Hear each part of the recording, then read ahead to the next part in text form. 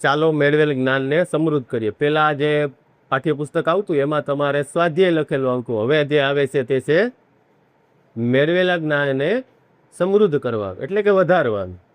એમાં પહેલો પ્રશ્ન 1, અહીં 2 પ્રકારના બીજ આપેલા છે. આ બીજ જે વનસ્પતિમાં છે તેમના મૂળ અને પર્ણના શિરાવિન્યાસ વચ્ચે શું તફાવત જોવા મળે? એટલે કે અહીં 2 બીજ આપેલા છે, એક છે ઘઉંનું અને એક છે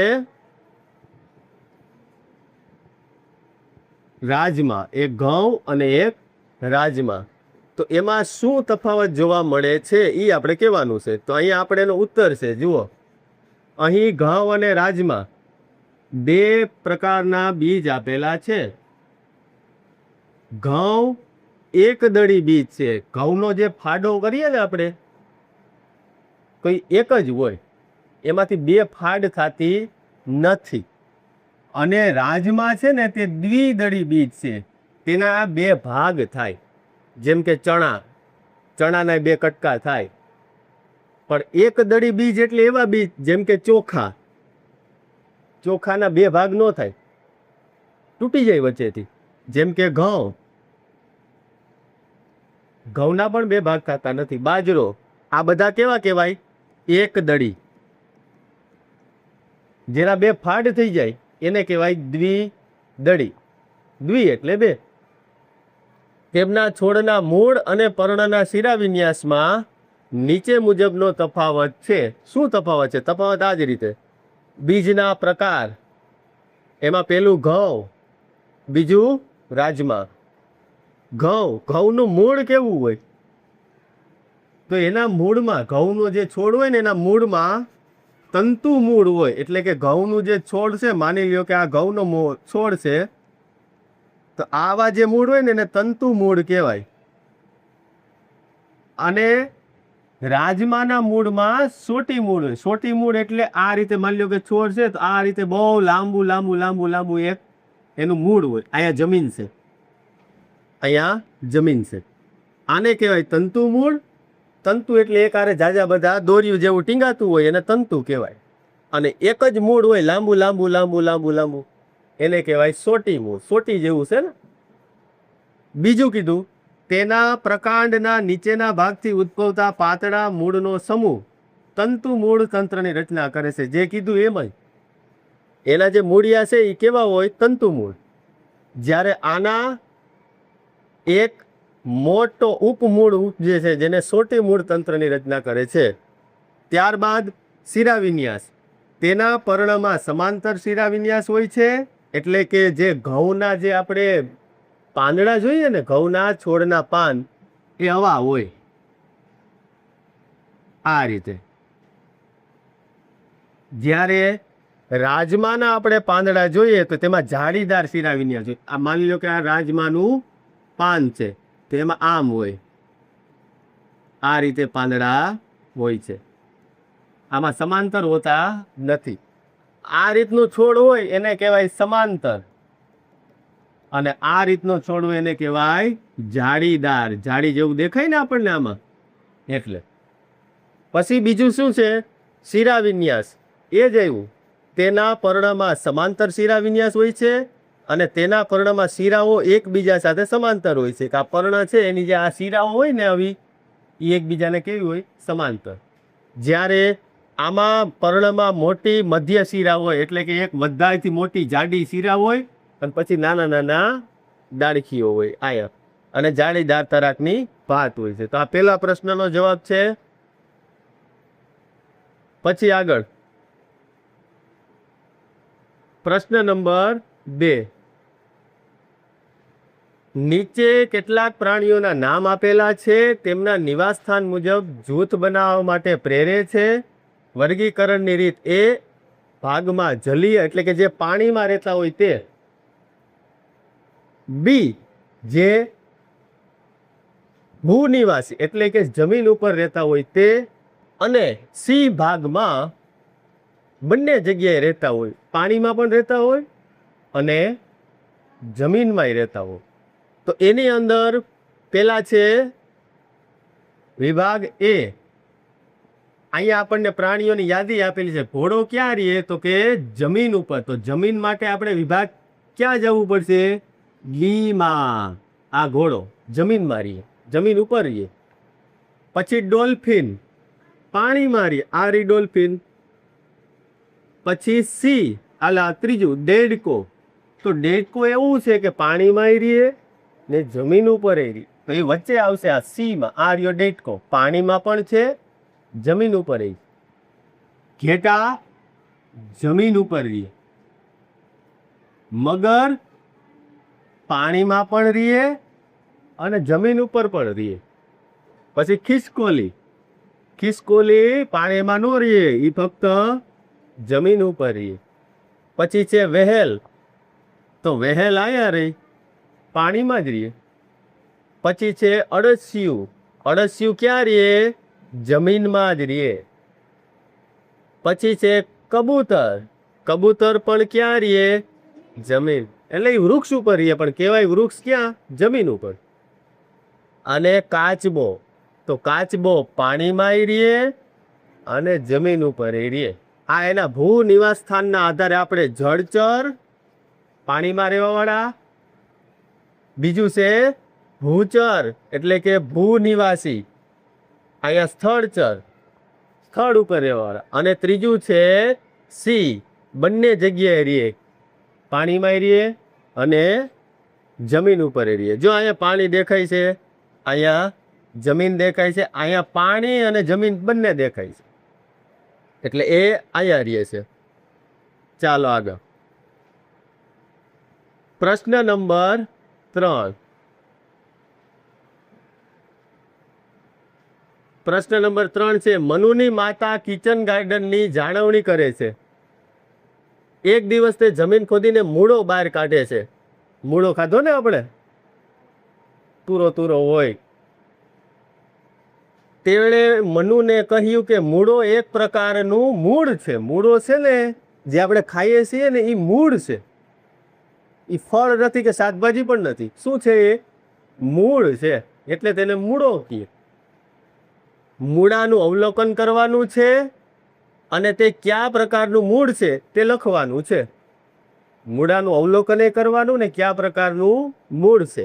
મૂળાના છોડના પર્ણમાં તમે કયા પ્રકારનો શિરા વિન્યાસ જોશો એ આપણે કહેવાનું છે. તો એનો જવાબ મૂળો એ સોટી મૂળ તંત્ર છે. મૂળો એ સોટી મૂળ, એટલે કે મૂળો છે ને એ સીધો સોટી મૂળ હોય. માની લ્યો કે આ આપણા મૂળાની એક આકૃતિ દોરીએ. આ એના પાન છે અને અહીંયા અંદર જમીનની અંદર હોય મૂળો. આ હે જમીન, જમીનની અંદર હોય. સમજાય છે? મૂળો અહીંયા એના મૂળિયા આવે. આ પણ એક મૂળ જ છે હો. આ પણ શું છે? મૂળ જ છે. તો એના સોટી મૂળ પ્રકારનું મૂળ. આ સોટી દેખાય છે તમને? હા. પછી શું કીધું? સોટી મૂળ એ મુખ્ય કેન્દ્રસ્થ જાડું, અને જાડું મૂળ હોય ને કેન્દ્રસ્થ હોય, એટલે એને એક જ જાડું મૂળિયું હોય, જે આ છે. આ આખે આખું જાડું મૂળિયું જ હોય, જેને આપણે મૂળો કહીએ. જે જમીનમાં ઊંડે સુધી વિસ્તરેલું હોય, ઊંડા સુધી હોય. પછી મૂળાના છોડના પર્ણોમાં જાળીદાર શિરા વિન્યાસ જોવા મળે. એટલે કે અહીંયા આ રીતે આપણને શિરા વિન્યાસ, આ જાળીદાર કહેવાય આને. મૂળાના પાંદડા આપણે જોઈએ તો એ જાળીદાર હોય. આ શિરા વિન્યાસની મધ્યમાં એક મધ્ય શિરા, બંને બાજુએ જાળીદાર તરા, એટલે કે પેટર્ન હોય, ભાત હોય. વચ્ચે એક જાડી મેઇન બધાયમાં હોય. અહીં વચ્ચે એક જાડું હોય ને બાકી બધાય નાના નાના આ રીતે પાંદડામાં શિરા વિન્યાસ જોવા મળે. મૂળો એ સોટી મૂળ છે અને તેના છોડના પર્ણમાં જાળીદાર શિરા વિન્યાસ જોવા મળે. અહીંયા પ્રશ્ન નંબર હવે આવશે 4. પર્વતીય બકરી અને મેદાની વિસ્તારોમાં જોવા મળતી બકરીનું ચિત્ર જુઓ અને તેમની વચ્ચે રહેલી સમાનતા અને તફાવત દર્શાવો. તો અહીંયા સમાનતા અને તફાવત, પહેલા તો સમાનતા જોઈએ આપણે કે એમાં શું સમાનતા હોય છે. તો એની અંદર સમાનતામાં બંને પ્રકારની બકરીઓ એક જ વર્ગની છે. બકરી તો બકરી જ હોય ને. પછી તે પર્વતમાં રહેતી હોય તો શું, અને મેદાનમાં રહેતી હોય તો બકરી એટલે બકરી. આ એક પહેલી સમાનતા. બીજી સમાનતા, બંને ભૂ નિવાસી છે, એટલે કે બંને ક્યાં રહે છે? જમીન ઉપર રહે છે. ત્રીજી સમાનતા, બંને તૃણાહારી છે, એટલે કે ઘાસ ખાય, ખડ ખાય, કુલ ખાય, અને તેનો મુખ્ય આહાર ઘાસ અને પર્ણો. પર્ણો એટલે પાંદડા છે. આ એની શું થઈ ગઈ? સમાનતા. હવે આવે છે એના તફાવતો. આ બંને, હાલો આપણે એટલું તો કહી દીધું કે ક્યાં રહે છે બંને? એક જ વર્ગની છે, બંને ઘાસ ખાય, પાંદડા ખાય, અને બંને જમીન ઉપર રહે. પણ હવે એમાં જુદાપણું શું છે તે તો પર્વતીય બકરી અહીંયા આપેલી છે આપણને, એને આપણે જોવાની છે. તે પર્વતીય વિસ્તારમાં રહે છે. આ બધા પર્વતો દેખાય ને, એ ન્યા રહે. મેદાનની બકરી ક્યાં રહે? તો કે ઘાસ વાળા મેદાન. અહીંયા ઘાસે દેખાય છે.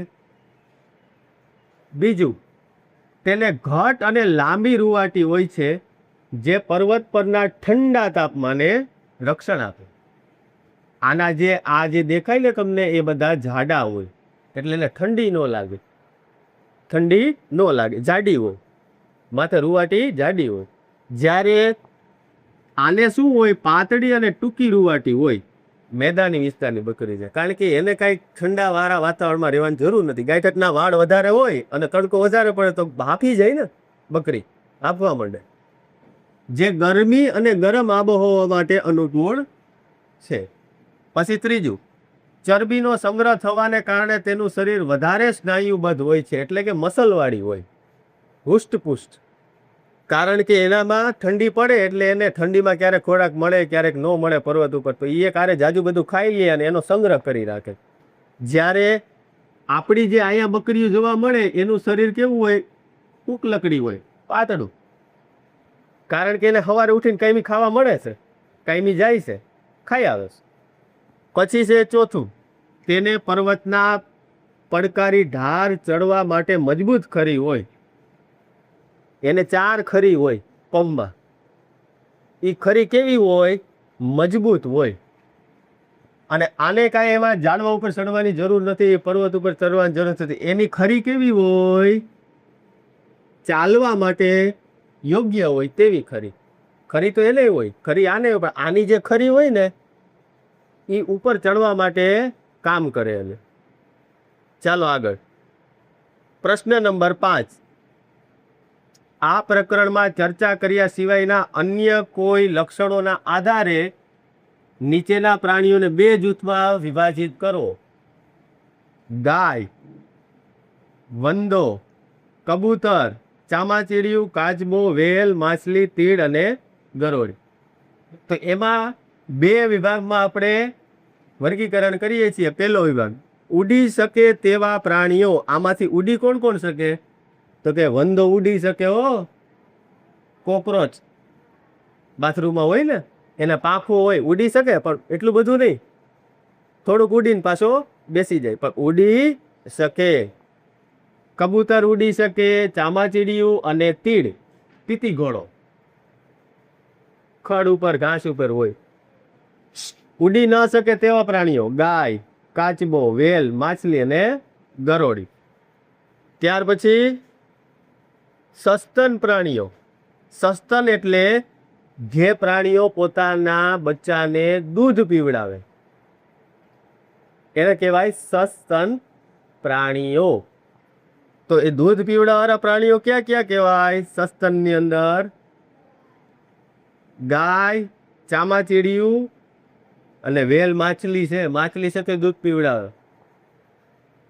સસ્તન ન હોય, જે પોતાના બચ્ચાને દૂધ ન પીવડાવે, એવા કોણ કોણ હોય? વંદો, કબૂતર, કાચબો, માછલી, તીડ અને ગરોળી. એ પોતાના બચ્ચાને દૂધ પીવડાવતા નથી. જો તમે ધ્યાનથી સમજો ને તો તમને ખ્યાલ આવશે કે આ બધા જે પ્રાણીઓ છે ને, એ ઈંડા આપે. જુઓ, જે દૂધ પીવડાવતા હોય ને પોતાના બચ્ચાને, એ બચ્ચાને જન્મ આપે. અને જે દૂધ ન પીવડાવે તે ઈંડા આપે. ગમે ત્યાં જોવું, જે ઈંડાને જન્મ આપે, જેમ કે કબૂતર, કાગડો, કોયલ, પક્ષીઓ, સાપ પણ ઈંડા આપે. એ પોતાના બચ્ચાને દૂધ ન પીવડાવે. જે બચ્ચાને જન્મ આપે, વાઘ, સિંહ, હાથી, માણસ, એ પોતાના બચ્ચાને દૂધ પીવડાવે. આ એક યાદ રાખવાનું. ચાલો હવે આગળ. પ્રશ્ન 6. જેમ જેમ વસ્તી વધે છે તેમ અને લોકો વધુ આરામદાયક જીવન ઈચ્છે છે, તેમ તેમ વિવિધ જરૂરિયાતોને પહોંચી વળવા માટે જંગલો કાપવામાં આવી રહ્યા છે. આપણા વિસ્તારમાં આ કેવી રીતે અસર કરી શકે છે? તમને શું લાગે છે? આ પડકારોનો સામનો કેવી રીતે કરી શકીએ? આપણી આજુબાજુ આપણે જ્યારે આરામદાયક જીવન જોતા હોય ને તો આપણે ખબર પડે કે આમાં તો જંગલોનો વિનાશ થાય છે. અહીંયા 2 ચિત્ર પણ આપેલા છે. પેલું ચિત્ર જુઓ તમે, આખો રણ પ્રદેશ છે ને એક ઝાડવા જેવું ઠૂઠું દેખાય છે. આ નીચેની આકૃતિ જુઓ, કેવું સરસ મજાનું પાણી છે, હરિયાળું બધું છે ને. માણસ પોતાની સુવિધા માટે આ બધું કાપવા માંડે છે, જંગલોનો નાશ કરે છે. તો હવે શું થાય? જંગલો કાપવાથી આસપાસના વિસ્તારને થતી અસરો આ મુજબ છે. પહેલું, વન્યજીવોના કુદરતી વસવાટ નષ્ટ થાય છે. આથી માનવ વસવાટ તરફ સ્થળાંતર કરે છે, પરિણામે તેની સંખ્યા ઘટે. અત્યારે આપણે જોઈએ છીએ, આપણે આજુબાજુના ઇલાકામાં સિંહ આવી જાય, દીપડા આવી જાય, જંગલમાં રહેતા પહેલા. પણ જંગલ કપાઈ ગયા એટલે એ ખોરાકની શોધ માટે આપણી બાજુ આવવા માંડ્યા. પછી જમીનની ફળદ્રુપતા ઘટે, જમીનમાં ફળદ્રુપતા ઘટે, જમીનનું ધોવાણ થાય અને રણ પ્રદેશમાં વધારો થાય. જો ઝાડવા વધારે વાવેલા હોય ને તો તે રણને આગળ વધતા અટકાવે છે. પછી વરસાદની અનિયમિતતા સર્જાય છે, વરસાદમાં ઘટાડો થાય. જંગલો કાપો એટલે વરસાદ પડે નહીં, પડે તો ઓછો પડે. પછી વાતાવરણમાં કાર્બન ડાયોક્સાઇડ, CO2 કહેવાય એનું પ્રમાણ વધે છે અને ગ્લોબલ વોર્મિંગ થાય છે. આખા પૃથ્વીનું તાપમાન વધે જંગલો ન હોય તો. પ્રદૂષણમાં વધારો થાય અને હવા ગુણવત્તા આંક બગડે. દિલ્હીમાં અત્યારે આપણે જોઈએ ને તો બહુ ઊંચો AQI કહેવાય છે. જે હવા આપણે શરીરમાં જાય ને તો આપણે બીમાર પડીએ, એટલી ખરાબ હવા. એટલે કુદરતી વાતાવરણમાં રહેવું જોઈએ. વૃક્ષોની નીચે હવા શુદ્ધ મળે. જલચક્રનું સંતુલન ખોરવાય, ક્યાંક વધારે વરસાદ પડે, ક્યાંક ઓછો પડે, ક્યાંક ખાવું ન પડે. આ પડકારોનો સામનો કરવા માટેના ઉપાયો હોય. આટલી બધી સમસ્યાઓ છે તો હવે એનો ઉપાય શું છે? પહેલું, જંગલોના સંરક્ષણ માટે જંગલોમાં વસતા સ્થાનિક સમુદાયોની ભાગીદારી કરવી. જંગલમાં જે આદિવાસી લોકો રહેતા હોય ને એને સમજાવવાના કે તમે આ જંગલને નાશ કરોમાં, લાકડા કાપોમાં, અને જે કોઈ કાપતું હોય તો એના ઉપર દંડની કાર્યવાહી કરવી. આપણી આસપાસની ખુલ્લી જગ્યામાં વધુ વૃક્ષો વાવવા અને રસ્તાની બંને બાજુ વૃક્ષોનો ઉછેર કરવો. આપણે રસ્તામાં જતા હોય ને આપણે કાયમી એક જ રસ્તેથી હાલતા હોય તો ત્યાં એકાદો વૃક્ષ વાવી અને એને પાણી પાવું, એને ઉછેરવું. આપણા ફળિયામાં પણ એકાદું વૃક્ષ વાવવું, જ્યાં આપણાથી થાય એમ છે ત્યાં. જંગલોના લાકડા કાપવા અને વન નાબૂદી રોકવા કાયદા બનાવવા અને તેનું કડક રીતે અમલ કરવું. જો કોઈ લાકડું કાપતા અથવા ઝાડને કાપતા પકડાય તો એને સજા કરવાની, અને એવી સજા કરવાની કે બીજી વાર કોઈ એને જોઈને પણ કરે નહીં, તો જંગલો બચે. પડતર જમીનમાં વૃક્ષો વાવવા. સાવ નકામી જમીન હોય જેમાં કાંઈ ન થતું હોય ત્યાં શું વાવવાનું? વૃક્ષો વાવવા. અને ઓક્સિજન પાર્ક વિકસાવવા, એટલે કે જ્યાં વૃક્ષો હોય ત્યાં ઓટોમેટિક ઓક્સિજન આવવાનું છે. જંગલોની જમીન પર હોટલ કે રિસોર્ટના બાંધકામ પર મનાઈ કરવી. અત્યારે આપણે ગીર જંગલમાં જઈએ તો કેટલી બધી હોટલો છે અને કેટલા રિસોર્ટ થઈ ગયા. જે સિંહનું ઘર છે ને ત્યાં હોટલો છે, તો એવી હોટલોને મંજૂરી આપવી જોઈએ નહીં. નવું બાંધકામ કરવું જોઈએ નહીં, જંગલમાં નહીં, બીજે બધે કરો. ચાલો પ્રશ્ન 7. ફ્લો ચાર્ટનું વિશ્લેષણ કરવાનું છે અને A અને B ઉદાહરણ આપવાના છે. શું હોઈ શકે? તો કે વનસ્પતિ છે, હા. શું પર્ણ ધરાવે છે, હા. શું તેમાં જાળીદાર શિરા વિન્યાસ છે, તો કે ના. અને અહીંયા હા. તો આ રીતે આપણને કહેવામાં આવ્યું છે. તો ઉત્તર એનો છોડના પર્ણમાં જાળીદાર શિરા વિન્યાસ છે. તો ક્યાં ક્યાં એવા છોડ હોય કે જેમાં જાળી હોય? તો જાસૂદ, આંબો, પીપળો, સૂર્યમુખી, તુલસી, ચણા અને હજારીગલ, જેને આપણે કહેવાય ગલગોટો. એમાં કેવા પ્રકારના પાંદડા હોય, અવા હોય? આ રીતના દેખાય છે, જાળીવાળા પાંદડા. તુલસીને હોય, જાસૂદને હોય, જાય નીચે જાસૂદે છે. આંબો, પીપળો, આ બધાને અવા પાંદડા હોય આ રીતનો. એને જાળીદાર શિરાવિન્યાસ કહેવાય. પછી છોડના પર્ણોમાં જાળીદાર શિરાવિન્યાસ નથી, એટલે કે જાળીદાર ન હોય, બે જ છે, કા જાળીદાર હોય ને કા સમાંતર હોય. સમાંતર એટલે જો અહીંયા આપેલું છે, દેખાણું? આ બધી લીટીઓ જો એકબીજાને આમ અડે છે, જો આ રીતે આમ સમાંતર કહેવાય. એમાં કોણ કોણ? આ મકાઈ, મકાઈને જોજો પાંદડાને, કેળા, શેરડી, ઘઉં, બાજરો, ડાંગર એટલે કે ચોખા, અને જુવાર, જાય. આ બધાયમાં આ રીતના પાંદડા હોય. આને કહેવાય સમાંતર શિરા વિન્યાસ. ચાલો આગળ. પ્રશ્ન નંબર 8. રાજ તેના મિત્ર સંજય સાથે દલીલ કરે છે કે જાસૂદ એક ક્ષુપ છે. ક્ષુપ એટલે 10 ફૂટ કરતા નાનું અને 6 ફૂટ કરતા થોડુંક ઊંચું, એટલે કે આપણાથી થોડુંક ઊંચું, પણ વૃક્ષ જેટલું નહીં. સંજય સ્પષ્ટતા માટે ક્યાં ક્યાં પ્રશ્ન પૂછી શકે? અહીંયા જાસૂદનો મેં તમને એક છોડ આપેલો છે, જુઓ ધ્યાનથી. જાસૂદ એક ક્ષુપ પ્રકારની વનસ્પતિ છે. આ માટે સંજય કેટલા પ્રશ્ન પૂછશે? તો પહેલો પ્રશ્ન એવો પૂછશે, જાસૂદના છોડની ઊંચાઈ કેટલી છે, કે ઊંચું કેટલું છે? જાસૂદનું છોડ ઊંચું કેટલું છે? તો આપણે ખબર પડી ગઈ. બીજો પ્રશ્ન પૂછશે, જાસૂદનું પ્રકાંડ સખત છે કે કુમળું? જો જાડું અને સખત પ્રકાંડ હોય તો તે વૃક્ષમાં આવશે, ક્ષુપમાં આવશે નહીં. ત્રીજું, તેનું પ્રકાંડ કથ્થઈ રંગનું અને કાષ્ટીમય છે કે નહીં એવું પૂછશે. કડક છે કે કથ્થઈ રંગનું છે, કેવું છે, એ પૂછવામાં આવશે. એટલે આપણે ખબર પડી જશે કે વૃક્ષમાં છે, છોડમાં છે કે ક્ષુપમાં છે. ત્યારબાદ 9મો પ્રશ્ન, નીચે આપેલા કોષ્ટકની માહિતીના આધારે દરેક જૂથ માટે વનસ્પતિના ઉદાહરણો શોધો.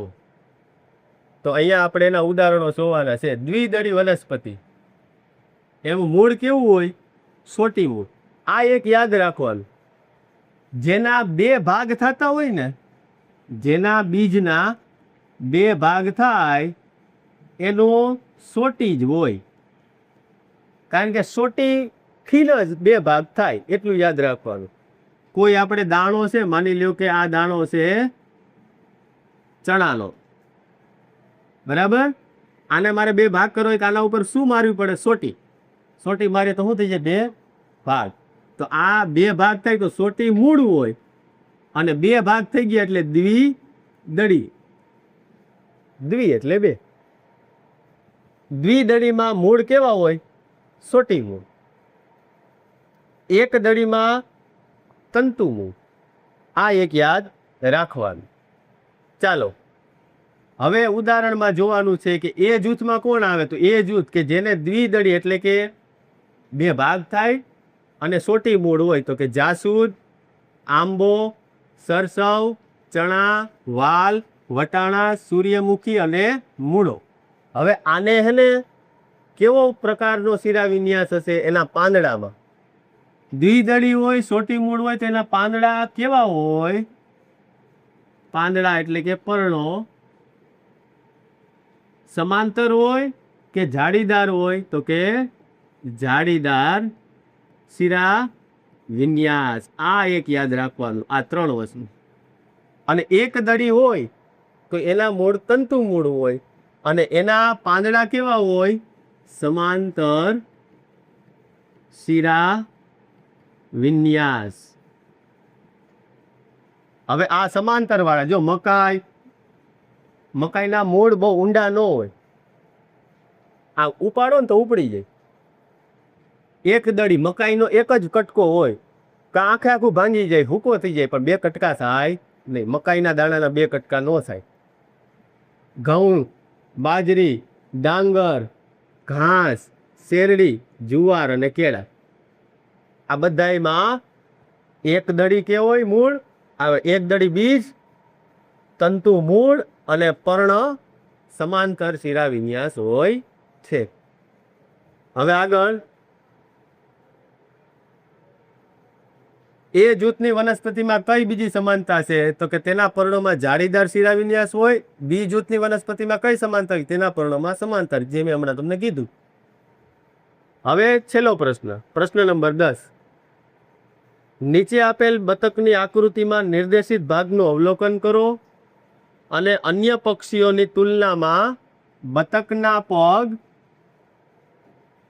અને કબૂતરના પગમાં ક્યાં તફાવતો જોવા મળે છે? આ ભાગનો ઉપયોગ કરીને બતક કઈ પ્રવૃત્તિ કરી શકશે? લાગે બે જોવામાં એક સરખા, પણ છે નહીં. એનો ઉત્તર, બતકને ત્વચાથી જોડાયેલા પહોળા પંજાવાળા એટલે કે જાળીદાર પગ હોય. આ એના પગને જો તમે ધ્યાનથી જોશો ને તો એવા હોય, હલેસા જેવા. જ્યારે અન્ય પક્ષીને શું હોય? ત્વચાથી જોડાયેલા પંજાવાળા પગ હોતા નથી, છૂટા હોય. એના આંગળા હલાવી શકે, કબૂતર હલાવી શકે. કબૂતરને પગમાં અલગ અંગૂઠો હોય. જો આ પાછળ અંગૂઠો દેખાય, પાછળની સાઈડ અંગૂઠો હોય. બતકને ત્વચાથી જોડાયેલા પહોળા પંજાવાળા પગ વડે નીચેની પ્રવૃત્તિ કરી શકે. શું કરી શકે? બતક તેના ત્વચાથી જોડાયેલા પંજાવાળા પગ વડે પાણીમાં અસરકારક રીતે હલેસા મારે. પાણીની અંદર તરે, એને હલેસા માર્યા કહેવાય. આથી તે પાણીમાં સરળતાથી તરે અને હલનચલન કરી શકે. આવી રચના ધરાવતા પગ એ બતકને પાણીમાં તરતા રહેવા માટેનું અનુકૂલન છે. એના પગ આવા જાડા હોય એટલે પાણીની અંદર ઈ તરે છે. ઓકે, ચાલો.